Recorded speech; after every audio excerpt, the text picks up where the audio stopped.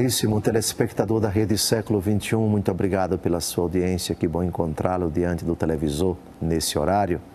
Esperamos que isso sempre aconteça. Programa sob a responsabilidade do Ordinariado Militar do Brasil.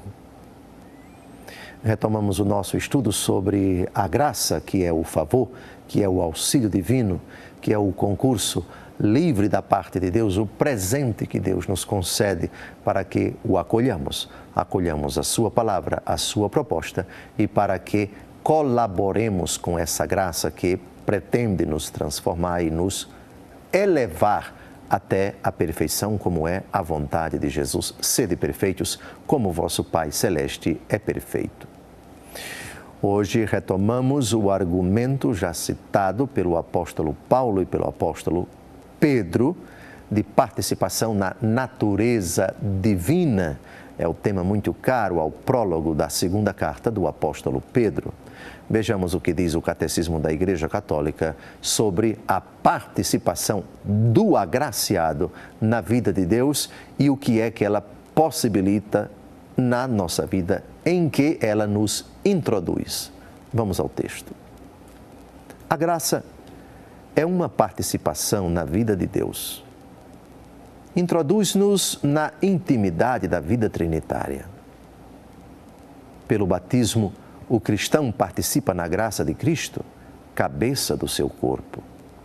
Como filho adotivo, pode doravante chamar Pai a Deus, em união com o seu Filho unigênito. E recebe a vida do Espírito, que lhe infunde a caridade e forma a Igreja.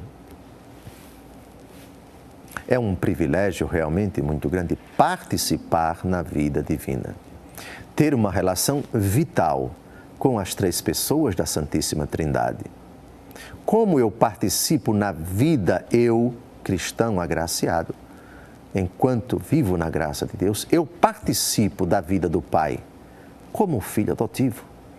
Minha relação, minha intimidade com o Pai é de um filho que deve ser obediente, que deve ser dócil, que deve sempre traduzir, refletir na sua vida inteira a bondade do Pai, a vontade do Pai, os mandamentos do Pai.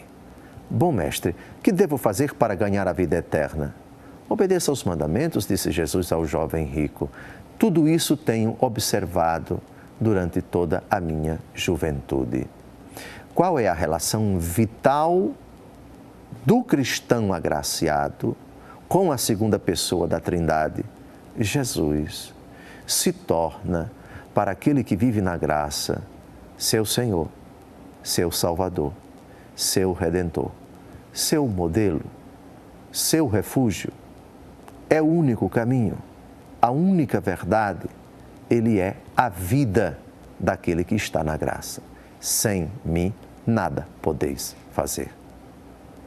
E qual a relação vital do cristão que vive na graça com o Espírito Santo de Deus? O Espírito opera nele o querer de Deus, o pensar de Deus, o agir de Deus.